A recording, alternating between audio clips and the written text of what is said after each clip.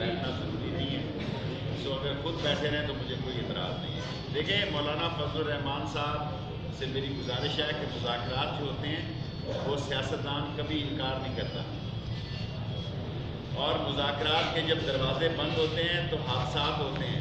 حادثات جو ہوتے ہیں اس سے پھر سارا پروسیس جو ہے وہ رک جاتا ہے.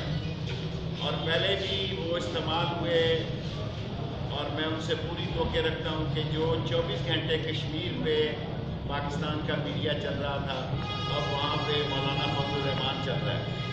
اور 27 اکتوبر کشمیر کا دن ہے، اور سارا انڈین میڈیا جو ہے کشمیریوں پر اور نازیزم موسولینی کی بجائے ڈکٹیٹر مودی کی بجائے وہ فضل الرحمان پر پھنسا ہوا ہے. سو میں ان سے گزارش کروں گا کہ کوئی ایسا وجہ بتائیں کہ اس حکومت نے کہاں غلطی کی ہے. اور عمران خان پوری کوشش کر رہا ہے، اور میں پہلے کہہ چکا ہوں پی ٹی آئی تو 6 مہینے اور کہتی ہے، میں کہتا ہوں 2020 جو میں نے 3 سال کہے تھے میں اس پہ قائم ہوں، ترقی کا سال ہوگا. اور دوست کوشچن کر لیں کیونکہ آج میں سیاست